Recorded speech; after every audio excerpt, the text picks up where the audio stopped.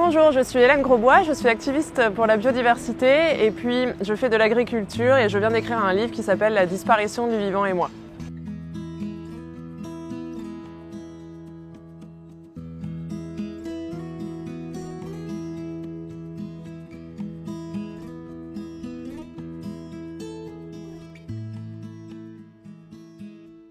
Oui, j'ai un parcours atypique puisque j'ai démarré, comme beaucoup de gens, par une école de commerce, ce qui m'a amené à travailler dans la finance. Ce qui était néanmoins très intéressant, mais au bout d'un moment, j'avais fait le tour et puis je voyais que la crise écologique s'accentuait d'année en année. Et donc, j'ai décidé de faire une première reconversion professionnelle dans l'environnement, mais côté institutionnel. Et puis, j'ai fait une seconde reconversion professionnelle, cette fois dans l'agriculture, en quittant la ville pour partir faire de la vraie écologie à la campagne.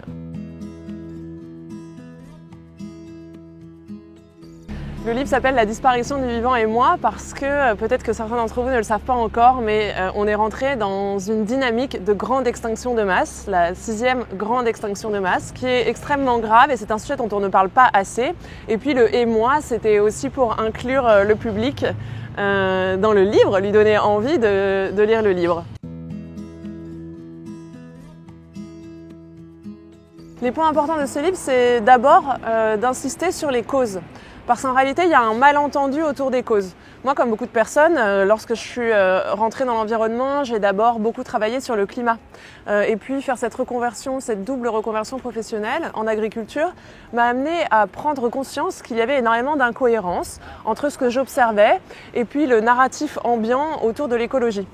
J'ai aussi la chance d'aller travailler à Bruxelles où j'ai pu me rendre compte que ce qui était prôné comme de l'écologie était en fait manifestement un vaste greenwashing qui allait provoquer un effet rebond encore plus important en fait que de ne rien faire.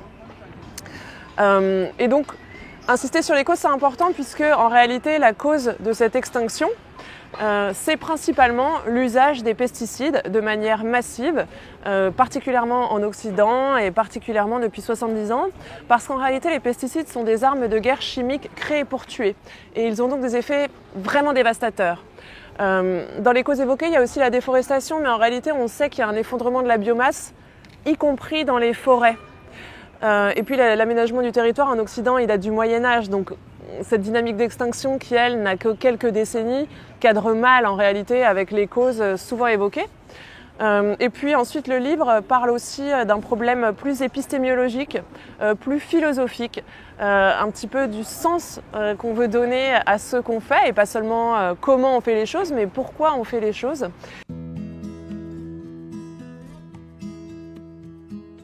Alors paradoxalement, le problème nous est présenté de manière extrêmement complexe, mais si en fait on prend conscience que cette extinction elle est due de manière extrêmement importante aux pesticides, finalement les solutions sont relativement simples et on les connaît depuis le départ en réalité, puisque ça fait 12 000 ans qu'on faisait de l'agriculture biologique, même si ça fait seulement quelques décennies qu'on a réduit cette activité en Occident.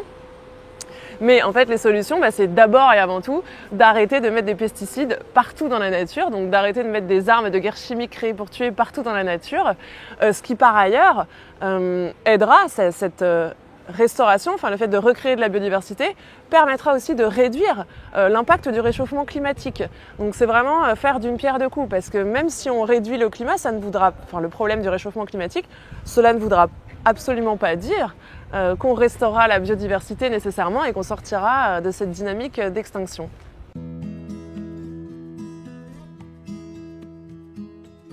Alors même si ça peut paraître paradoxal, parce que prendre conscience qu'on est en grande extinction de masse, c'est généralement un choc pour beaucoup, quand on sait qu'il n'y en a eu que 5 dans l'histoire du vivant depuis 500 millions d'années.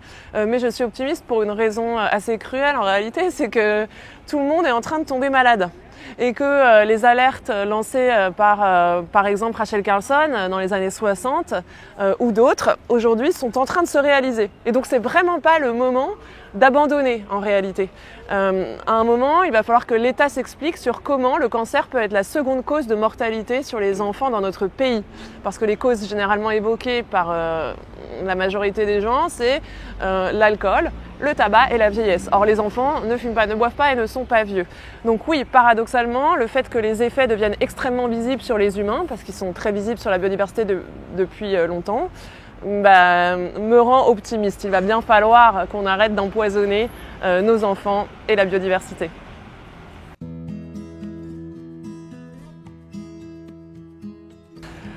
Alors j'ai la chance, ou pas, je ne sais pas, mais d'avoir beaucoup de projets.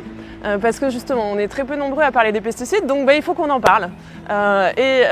Pour cette raison, je suis en train de finaliser la création d'une ONG qui s'appelle Chemical Interests, qui vise à faire de la vulgarisation donc, autour des pesticides, vous l'aurez compris, et des narratifs de l'agrochimie et de ce lobby qui pollue en réalité les décisions politiques et la perception du public du problème de manière très importante.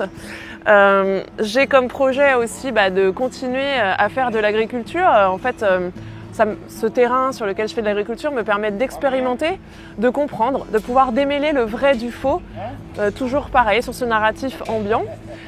Et puis je continue de donner des conférences qui se passent plutôt bien. Je dois dire que ça permet d'apporter un éclairage et de mettre des mots sur ce que beaucoup de gens ressentent depuis très longtemps. Je veux des coquelicots et pas des pesticides de synthèse.